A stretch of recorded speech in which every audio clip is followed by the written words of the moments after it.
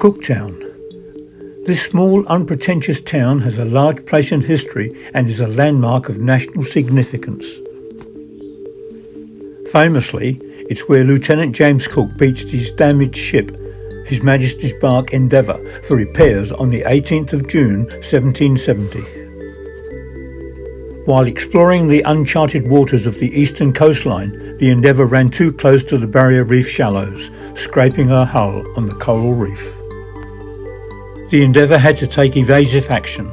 With some difficulty, a new northeasterly course was set to head further offshore and into deeper waters.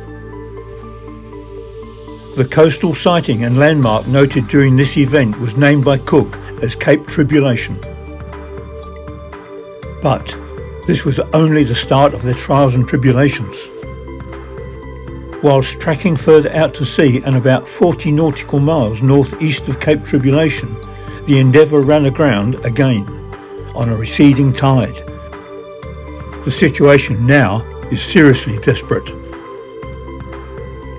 They jettison overboard about 40 to 50 tons of cannons and other equipment. This is necessary to increase buoyancy.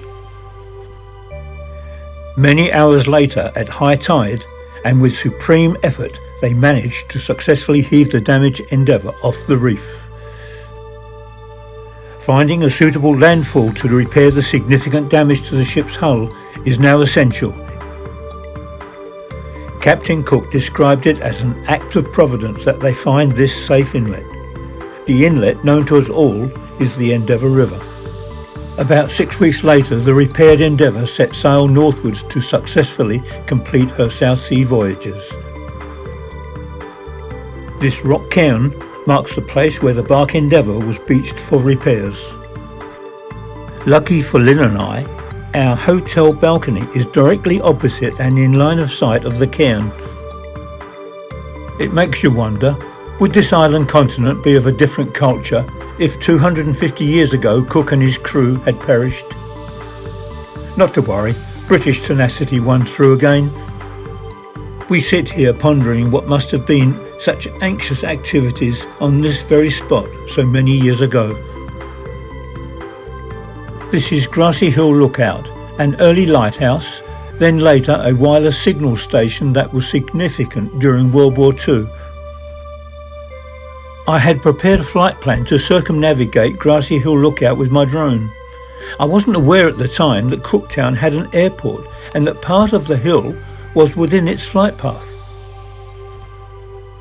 Fortunately, my drone recognises these restricted areas and came to a full stop at this invisible boundary fence. The return home button once again saved the day. Almost 100 years after the Endeavour sailed away, gold was discovered. A rush of miners and government officials travelled to far north Queensland, centring on the Palmer River goldfields to the west of Cooktown. A port and town supporting the goldfields was quickly established, as can be seen here. A 67-mile dedicated railway track was built. Chinese workers were brought in and the town continued to prosper. Until, that is, the goldfield offerings were depleted, leaving us with the very pleasant village we see here today.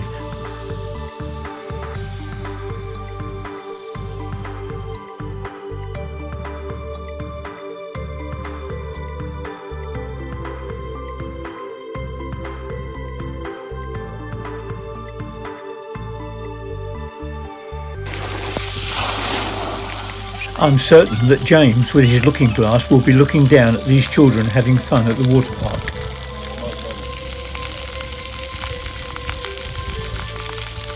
Guys.